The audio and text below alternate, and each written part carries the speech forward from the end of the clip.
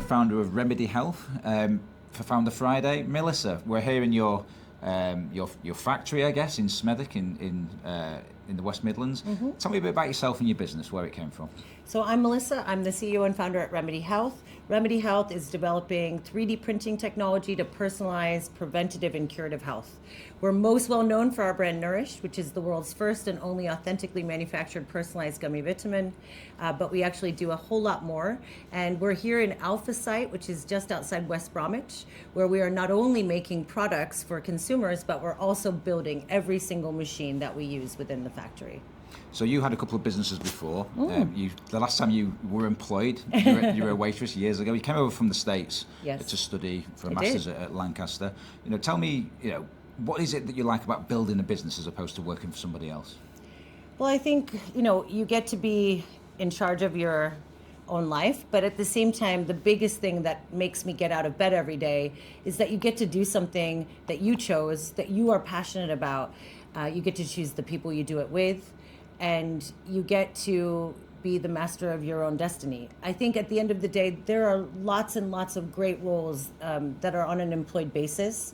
But once you've built something from the ground up, you've created something that yesterday was not there, that kind of exhilaration that you feel is really hard to let go back. And this business that you've built from the ground up, you actually sketched out your gummy, your 3D printed gummy on a napkin on a Flybe flight. Yes, I did.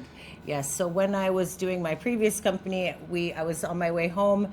I had an incident in a German airport security line, and it inspired me to come up with the idea for the Nourish concept today. And I literally drew a picture of it on the back of a Flybe napkin on my way back. And then when I got home, I said to my whole team, all right, stop what you're doing. We're going to change what we do.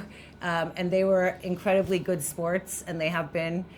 Many of them are still with us today and have been with me on this entire journey. So I'm very lucky to have such a great team. So the first product was direct to consumer, where you would 3D print seven vitamins or vitamins for if you're American. Yes. And so it could be for your eye health, for example, things like that. But then you not pivoted, because you still have that, but then you looked at B2B, and now you sell into stores around the world, including Boots. That's right. So really the D2C concept is our first go-to-market. It's still an incredibly important part of our business. But we realized after a few years that if we were to become and stay purely D2C, we would never truly achieve our mission to make personalized and precision nutrition available to everyone everywhere.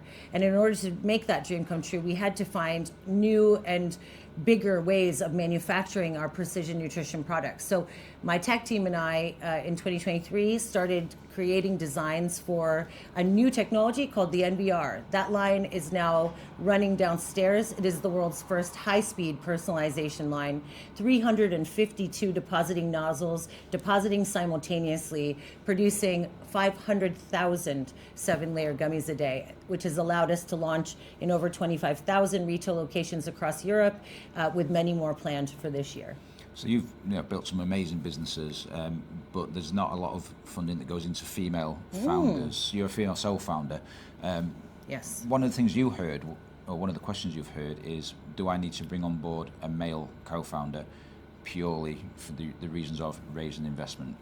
What are your thoughts on that? Yeah, so I as a sole female founder who's raised over 20 million pounds, I try and give back as much as I can, advice, mentorship, support, and education to other founders, not just females, everybody. But I, of course, have a special place in my heart for female founders and try and support them. I think at the end of the day, taking on another co-founder for no reason other than because you think it will make you more investable is a massive mistake, and that will come and bite you in the you-know-where in the future. The trajectory of where funding is going is changing all the time. It is moving in the right direction. It's going there slower than I wish. But if you have a great idea, if you have passion about what you're creating, and you have an extremely strong business case, you will get funded. You don't need to bring in another co-founder. I would highly encourage anybody who's looking to raise money to utilize the incredible assets available on Tech Nation and on the internet. Check out my LinkedIn feed. I talk about it a lot. there is a lot of opportunity for investment now more than ever before for the right ideas.